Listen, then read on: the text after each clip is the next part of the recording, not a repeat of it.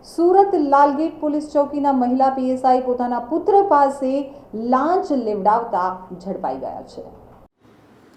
સુરતના લાલગેટ પોલીસ ચોકીના મહિલા પીએસઆઈ લાંચ લેતા ઝડપાયા હતા। તો પીએસઆઈ મંજુલા પારગી વતી લાંચ લેનાર પુત્ર અશ્વિન પારગીની એસીબીએ ધરપકડ કરી લીધી છે। ફરિયાદીના ધંધા ઉપર કામ કરતા ટેકનિશિયન વિરુદ્ધ લાલગેટ પોલીસ ચોકીમાં અરજી આવી હતી। અરજી ઉપર સીઆરપીસીની કલમ 151ની કાર્યવાહી ન કરવા 10,000ની લાંચ પીએસઆઈએ માંગી હતી।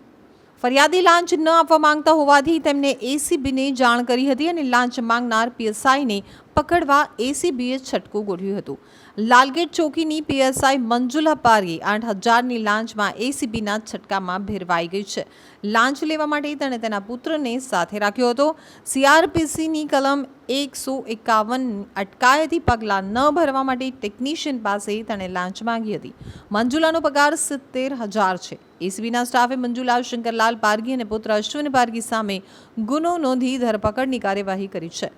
તો એસીબીએ જણાવ્યું કે લાલગેટ વિસ્તારમાં ઇલેક્ટ્રિકલ કોન્ટ્રાક્ટરને ત્યાં એક ટેકનિશિયન નોકરી કરતો હતો, જેની વિરુદ્ધમાં અરજી થતાં આ કેસની તપાસ લાલગેટ પોલીસ ચોકીની મહિલા પીએસઆઈ મંજુલા પારગી કરી રહી હતી।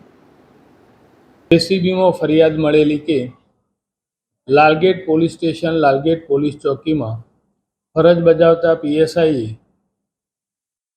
અરજીના કામે અટકાયતી પગલાં નહીં લેવાના અવેજ પેટે રૂપિયા 10,000ની લાંચની માગણી કરે, જે રકઝકના અંતે રૂપિયા 8,000ની લાંચ લેવા તેઓ સહેમત થયેલા।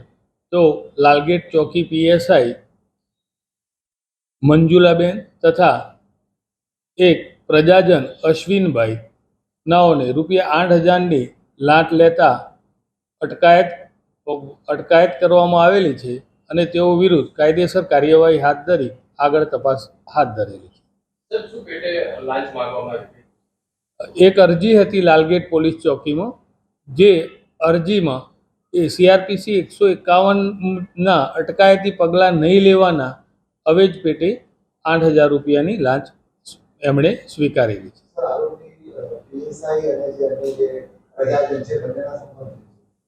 આરોપી પીએસઆઈ તથા જે પ્રજાજન છે એ એમનો સંબંધ મા દીકરાનો છે।